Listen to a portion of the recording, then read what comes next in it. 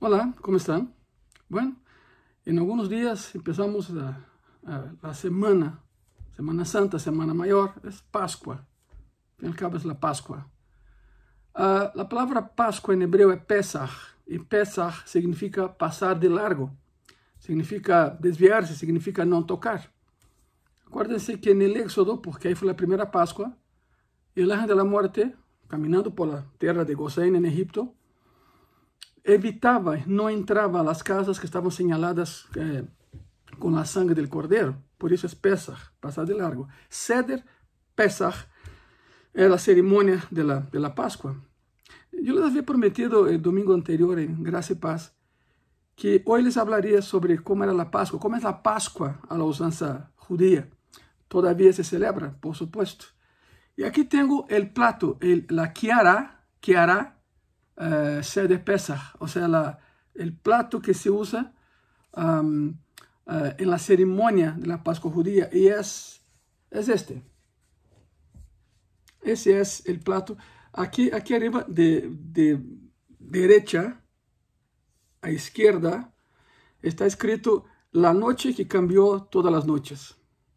Y es cierto, nunca más fue igual el mundo, la historia del mundo después de la Pascua, después del Éxodo, que está registrado en la Biblia, por supuesto. Y aquí están los elementos de la Pascua judía. Es una ceremonia que dura horas, dura 1 hora y media, 2 horas, 2 horas 30 minutos. Y es una ceremonia que simboliza la salida, y se explica la salida a los niños y a unos adultos que ya se les olvidó la historia. Son los elementos de la Pascua. De hecho, vamos a colocar en un ratito más una gráfica para que entiendan lo que acabo de mostrar, la kiara, el plato de la Pascua judía. Aclaro eso, la ceremonia de la Pascua judía. Además del cordero, que es muy conocido, el cordero de la Pascua, las hierbas amargas, porque había otros elementos también, hay otros elementos en la ceremonia, las hierbas amargas y el pan sin levadura, había otros elementos ceremoniales sobre la mesa. Ese año, la Pascua judía se conmemora del 5 al 15 aproximadamente de ese mes, de mes de abril, la Pascua, ¿verdad? Estaba el cordero, las hierbas amargas, el pan sin levadura, pero también había el agua salada y el vinagre que se usaban para mojar las hierbas amargas y comer. Durante la ceremonia, todo lo que el patriarca hacía, los niños tenían por función preguntar por qué todos los años comemos cosas diferentes y esa noche comemos hierbas amargas. Entonces, a cada año, al menos una vez al año, desde el Éxodo, los niños judíos son bombardeados de manera sana con esa historia verídica, real, que es un parteaguas en la historia, no solo la historia judía, sino la historia de la humanidad. Una historia de liberación, una historia de éxito, una historia de avance de un pueblo que de no tener nada, pues tenía todo porque Jehová era Dios de ellos y es nuestro Dios. Por lo tanto, está las hierbas amargas, el cordero, el agua salada, el vinagre. Estaba también la haroset. La haroset es una mezcla de manzanas y nueces que se comía con el pan sin levadura. Le voy a explicar la ceremonia un ratito más para que entiendan todo eso. Ahora, curiosamente, después del año 33, sí, el año en que el Señor Jesús fue crucificado, después del año 33, el sacrificio del cordero ya no se hacía. Acuérdense que cuando Cristo muere en la cruz, el velo se abre y todos se dieron cuenta de que en el Santísimo Lugar ya no estaba el arca. La última mención del arca de la alianza fue con Manasés, año 600 a.C., por ahí. El arca fue robada, dejó de existir, ya no existe, perdón. ¿Qué es lo que se hacía entonces? ¿Sobre qué el sumo sacerdote colocaba la sangre del sacrificio? Pues sobre una roca, sobre una pedra. Entonces, Cristo muere en la cruz, el velo se abre, significando que ya no hay separación entre nosotros y Él. Cristo es el que nos lleva a la sala del trono a través de su sacrificio. no hay ceremonias, no hay nada, es una relación con Cristo la que te pone cara a cara con el trono de gracia y de gloria de Dios. El velo se rompe significando ya no hay separación, pueden entrar. Los que aceptan a Jesucristo, los que aceptan el sacrificio, el Cordero de Dios inmolado en la cruz, justamente en la Pascua judía, porque déjenme decirte eso, a las 3 de la tarde, mientras Cristo entregaba su vida ya, 30,000 corderos eran sacrificados en el templo de Jerusalén que estaba abajo. Así de sencillo. Entonces, murió cuando murió como símbolo de que Él es el Cordero inmolado, el Cordero sacrificado. Y a través de Él tenemos acceso al Padre. Él muere, el velo se abre, ven que ya no está el arca, entonces ya no hay razón de la ceremonia. Y sin embargo, aquí va la explicación, después del año 33, donde el velo se abre, y después del año 70, cuando el templo fue destruido, el sacrificio del cordero ya no se hacía, y entonces fue sustituido por algo llamado aficomén. Le voy a explicar lo que es aficomén, que era un tipo de oblea hecha con masas y levadura, y se comía en el lugar del cordero. De hecho, en el plato que estamos viendo aquí, y aquí está el brazo del cordero, que es el sroá, así se llama, el sroá. Es un hueso ya comido, simbolizando que ya están listos para salir, simbolizando la noche en que salieron para la libertad. Aquí está, aquí, de este lado, ¿ok?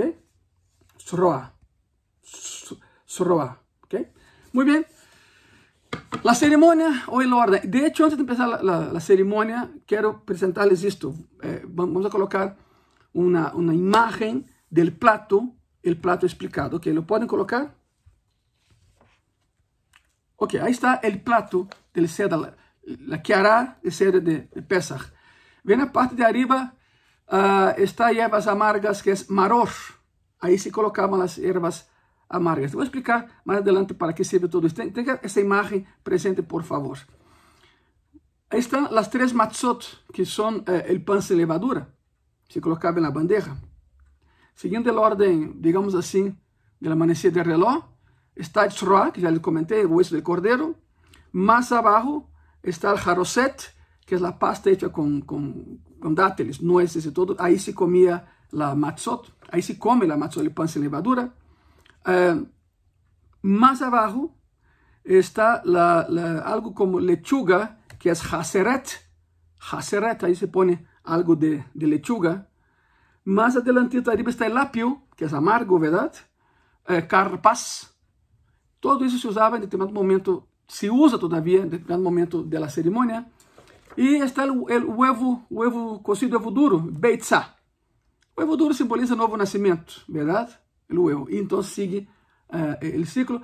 Hay kiarat, donde la matzá se pone en el medio. En el caso, el que yo les enseñé, ahora sí regresen a mí, ¿ok? En ese caso, se pone aquí, la matzot. Algunos son aquí, otros son de ese lado, pero en el mío, en mi plato de kiara, es aquí, la matzot. No importa tanto el orden, lo que importa es lo que se hace y el momento en que se hace. No importa la disposición, más bien el orden se importa. No importa la disposición en que pongas eso en la charola. Muy bien, la ceremonia. Y aquí viene la ceremonia, ¿ok? El orden, Seder, el orden de la ceremonia. Al principio de la ceremonia de la Pascua, ¿y por qué es tan importante que estudiemos eso y vemos eso hoy? Bueno, porque si no te das cuenta, Cristo nació y murió en la misma época, en la Pascua. Nació en mes de Nisan, nació en la Pascua, y 33 años después murió en la Pascua. Se cierra el ciclo, Sí, la Navidad es diciembre, ya lo sé, como cristianos conmemoramos, pero no nació ahí, ¿verdad? Sabemos que en diciembre, a veces en Jerusalén o cercanías de ahí, en Belén, cae nieve. No es posible que los pastores estuvieran con las ovejas fuera, estarían adentro de la cueva, dentro del guardadero de las ovejas. Son muchas razones, pero bueno, algún día les daré todas, pero ¿qué dice con eso? Nació y murió en la Pascua judía, ¿está bien? Éxodo, libertad. ¿Se acuerdan la sangre en los dinteles de la puerta en primera Pascua, el Éxodo? Si tú analizas bien los 4 puntos donde Jehová dijo a Moisés y a los hebreos que colocaran la sangre del cordero, se conecta a los 4 puntos, forma la cruz. La cruz fue presentada al pueblo judío en el Éxodo. Cruz significa libertad para nosotros. La cruz vacía, no hablo de crucifijo, no, hablo de la cruz vacía. Significa libertad para nosotros. Empezamos con la ceremonia de la Pascua judía. El seder, la quehará, el plato, como acabamos de ver. Al principio de la ceremonia, el cabeza de la familia recitaba el Kiddush, que era una pequeña oración. Aquí tengo una oración, puede variar las palabras, pero la oración en base es esta.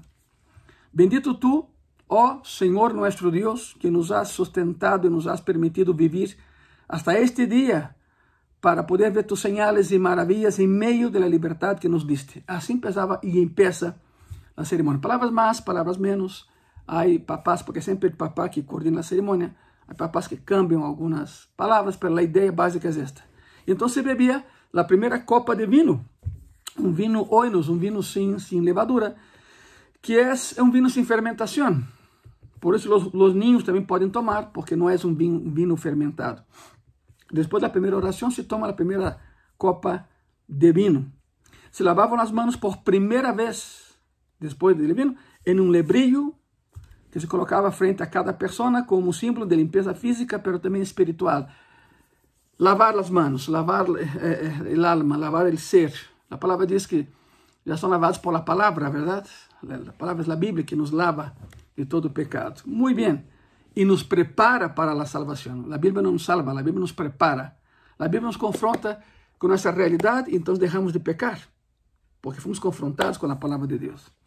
Entonces, se hacía la ceremonia, se tomaba la primera copa de vino y todos lavaban las manos. En una tinaja, aparte se colocaba el agua salada y el vinagre, y se pasaba de mano en mano, y se mojaba las hierbas amargas una sola vez, y así sucesivamente a todos en la mesa. Hierbas amargas, porque los años de cautiverio fueron muy amargos, muy agrios.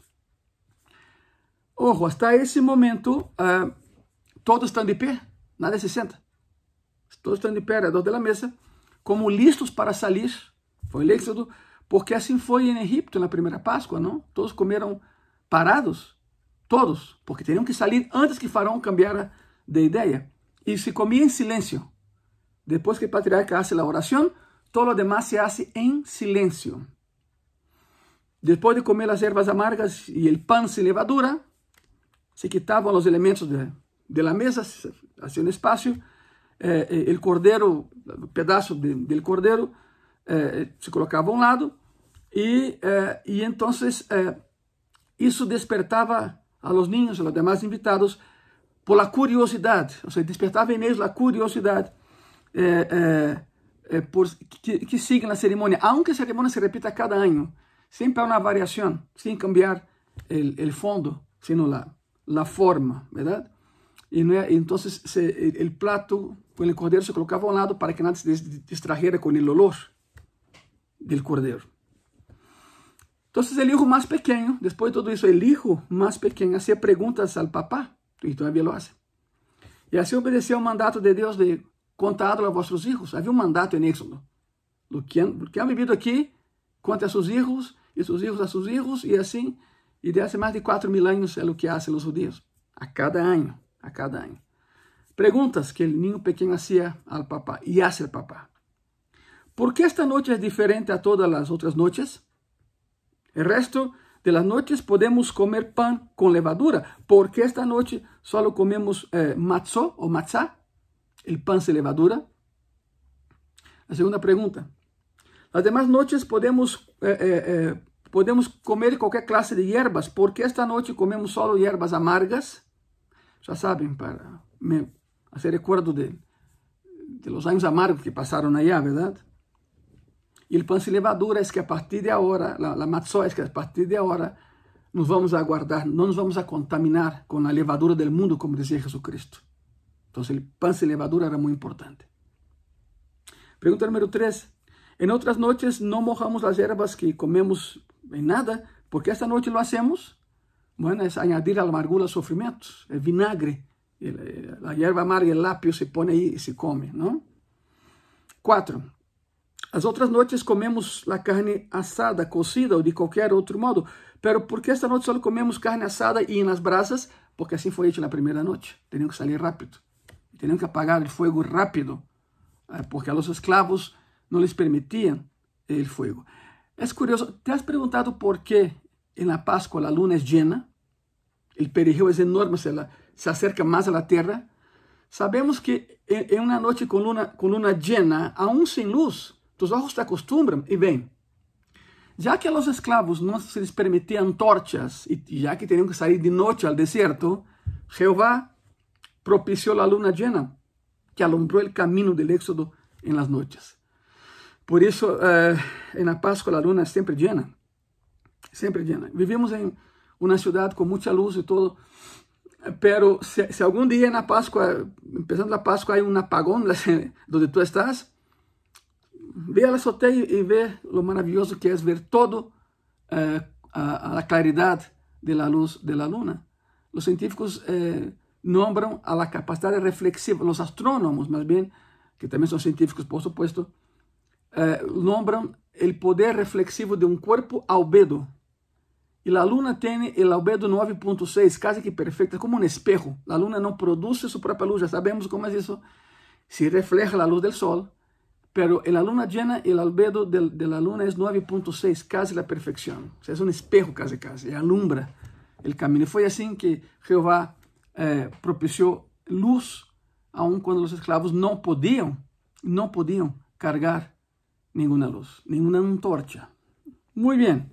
Y siguen las preguntas.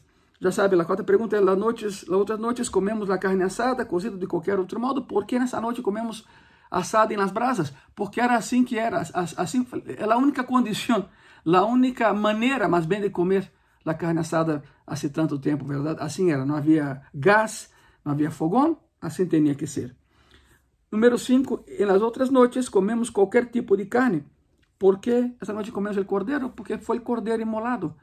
Se reunieron 5 familias, entre las 5 escogieron el mejor cordero de entre todos, porque un cordero para una familia es demasiado, es mucha carne, es un desperdicio de carne.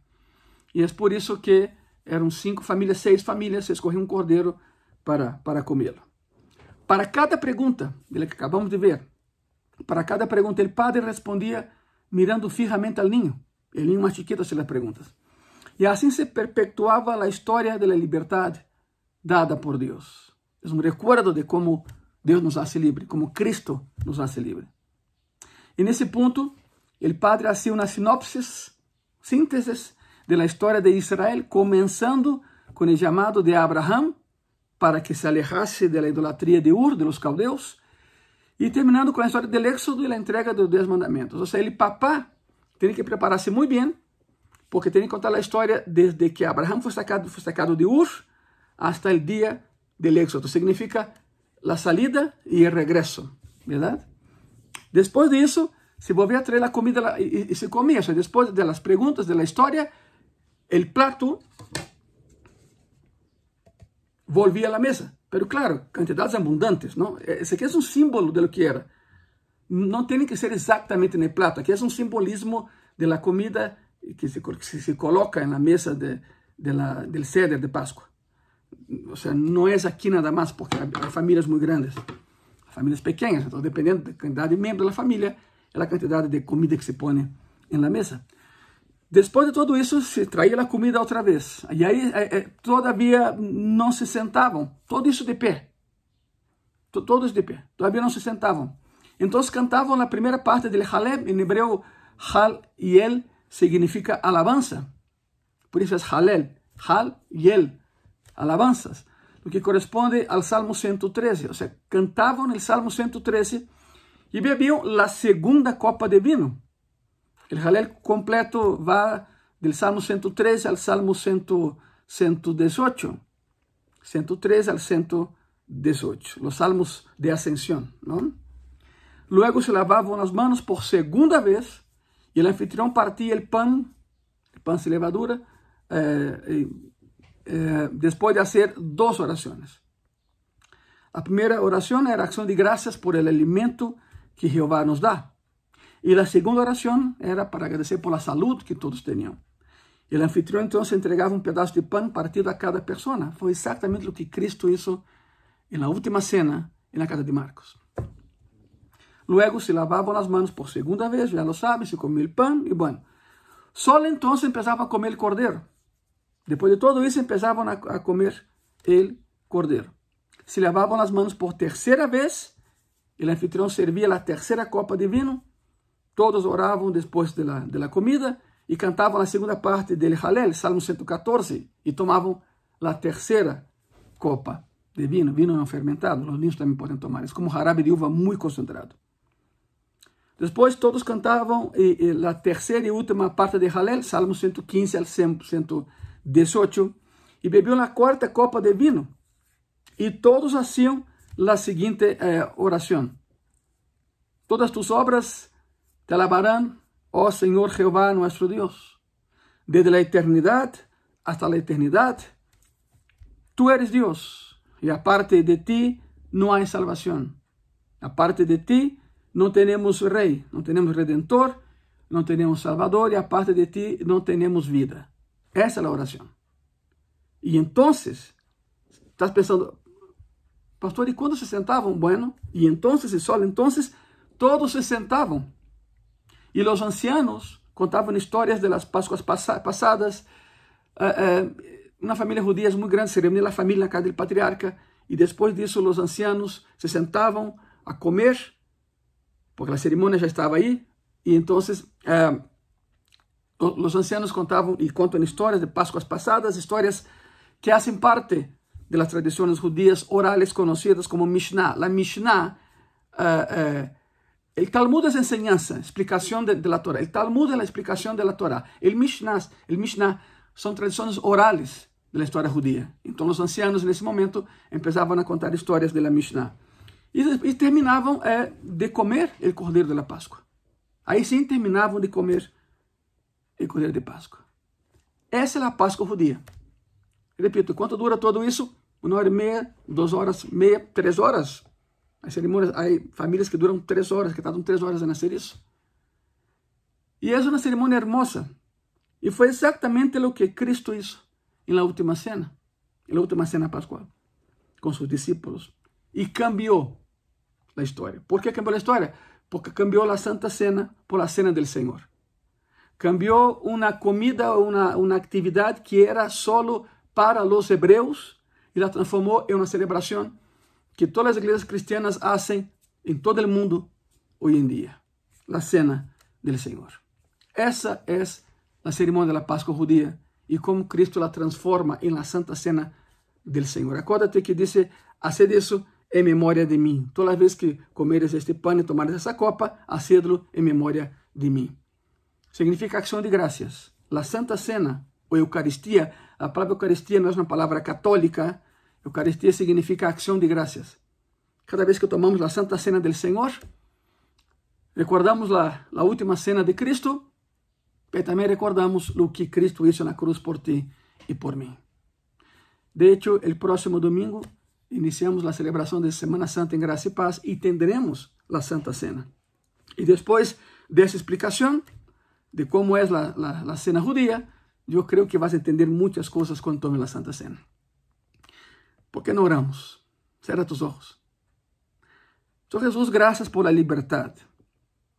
Gracias por todo lo que has hecho con nosotros y en nosotros y por nosotros, Señor. Gracias, Señor, porque maravilloso eres. Nos diste libertad, Señor. Y hoy somos libres en ti.